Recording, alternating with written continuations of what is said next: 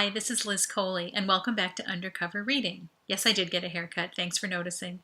We're reading The Captain's Kid right now. We're up to Chapter 7, Part 1. The chapter is called A Birthday to Remember. That decision set the pattern. School activities filled up my days. Frontier World and composing music for the birds filled up my evenings.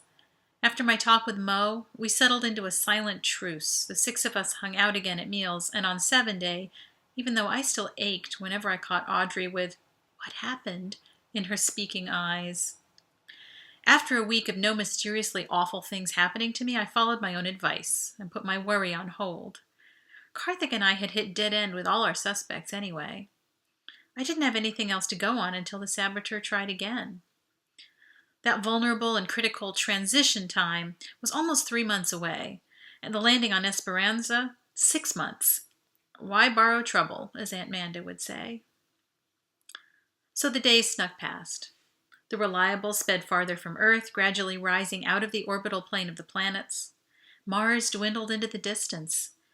4 days out, we overtook Jupiter, about the size of a pink and yellow grapefruit from our distance. By the time we approached the orbit of Saturn 3 weeks out, we were far enough above the ecliptic plane to see the planets laid out as dots around the sun, like an antique orrery. Karthik and I continued our propaganda campaign of taking kids to the farm. We celebrated our progress when middle graders started refusing meat and choosing Mr. Siravolu's alternatives. I noticed a few kids nudging their parents, too. We started this, I thought. Me and Karthik. Amazing.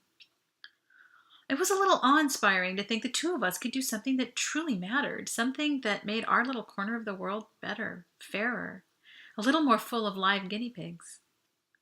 As the days blurred together, I relaxed, more than I should have. I even lost track of the date. Lost track till Audrey reminded me. I'd carefully avoided being alone with her, sticking to the safety of our class or our group. Part of that was for her sake, part for mine. I didn't trust myself not to relapse into liking her too much, and showing it. Whenever self-pity threatened to take me over, I reminded myself how close she'd come to dying on the moon. The saboteur might be quiet, but I bet he was aboard and plotting. So, I was completely surprised and unprepared when Audrey cornered me outside my room one evening. Only a few minutes earlier, I had left everyone at dinner and was on my way back to my room to knock out some math problems when I bumped into Miss Jan in the elevator corridor. We got to talking about how to arrange some of my melodies. She had a few kids in private flute lessons. A keyboardist, pad bells, and 2 string players. A laser harp and an actual viol were already lined up. Since she had experience writing arrangements, we set up some times to get together and work out the parts. I was humming my way along the corridor, mind on my music, when it opened onto the hub hallway. I rounded the corner, and there she was, Audrey, waiting for me outside my room. I was annoyed and overwhelmingly thrilled at the same time. The only way she could have done that was to take a different elevator right after me and sneak around the hub. Hey, what's up? I asked nervously. Can I come in? She asked. Dang. Yeah, sure. Whatever she wanted to say, I didn't want it in the hallway. I thumbed open the door, glanced around to make sure there weren't any stray socks on the floor. All clear, I said. Come on in. Audrey wrinkled her nose. Were you expecting intruders? Or a surprise party? Surprise party? I repeated stupidly. Well, it is your birthday tomorrow. I thought you might be expecting something special. My birthday? My fist thudded into my forehead. I totally forgot. Sure you did, she teased. Now you're disappointed.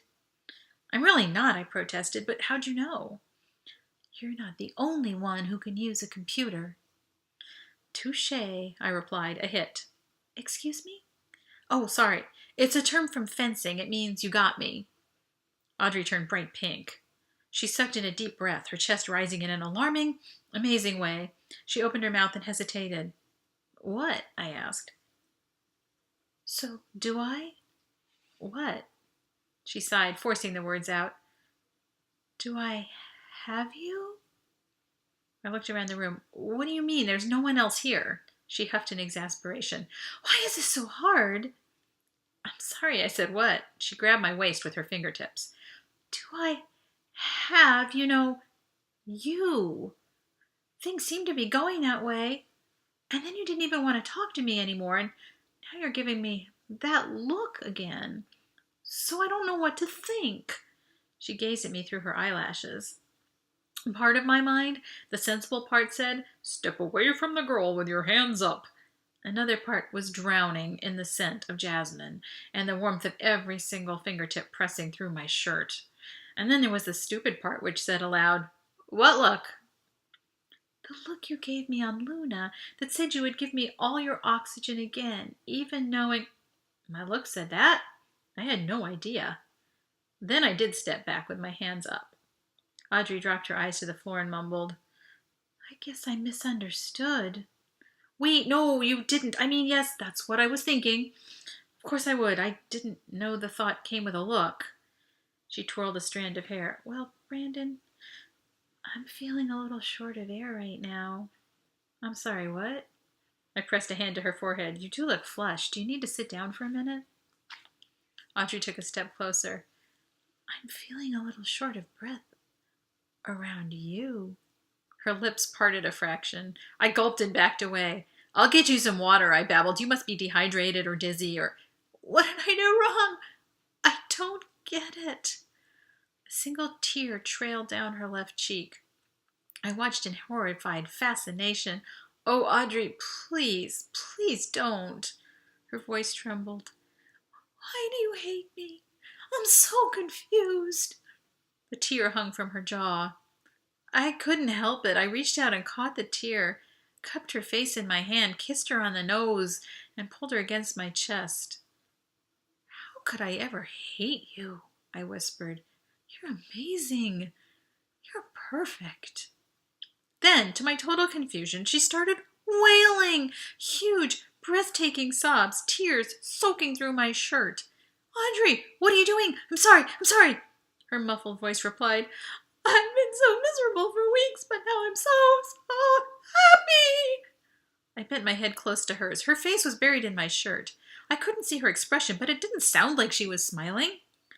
"How come you acted happy when you were miserable, and now that you're happy, you're weeping? Is this some girl code I don't get?" Audrey leaned back, arms still tight around my waist, her face totally drenched, and she was smiling. I shrugged helplessly. She collapsed on the sofa, laughing, with tears still rolling their merry way. "Yeah, it must be a girl thing, but as long as I touche you, everything's okay." She held out her arms to lure me into a hug, and my brain sobered up. The sensible part, which had taken a brief vacation, came back and unpacked its baggage. "I can't," I forced out. "Listen, you got me, I swear. And I've been feeling just as miserable as you have. Worse, probably. That should make you happy, right? But you and I can't be us right now. It's too dangerous. And shush! Not because of you, because of me." I told her much more detail about the saboteur and the escalating attacks. "This guy's using me as bait to get to my dad. He'll use you as bait to get to me if he knows you're special, that I care about you, and that I'd do anything to keep you out of trouble. So he can't know how specially special you are. I refuse to put you at any more risk." "Specially special?" she repeated. I nodded. Her eyes hardened and her mouth got that stubborn edge.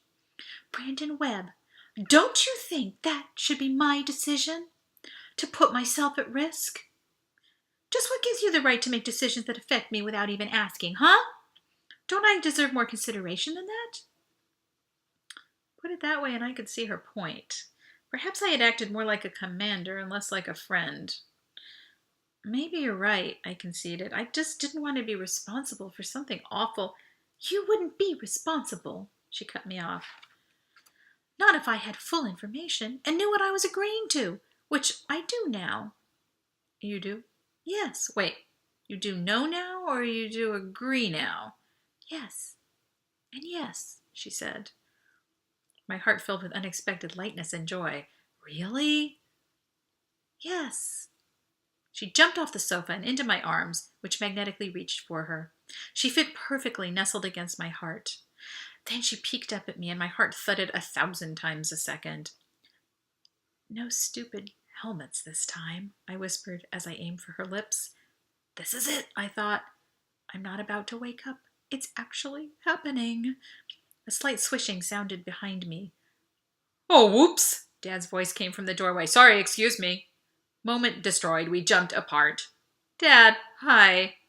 If my cheeks were as red and my eyes were as bright as Audrey's. "Captain Webb," Audrey said, with better control over her vocal cords than I had, "I just came by to wish Brandon a happy birthday in advance. So, happy birthday. Good night all, or maybe see you later." "You don't have to go," Dad said, but she'd already slipped out the door with a backward wave. He offered me a wry, apologetic grin. Happy birthday, indeed. That's the end of part 1. Please come back for part 2.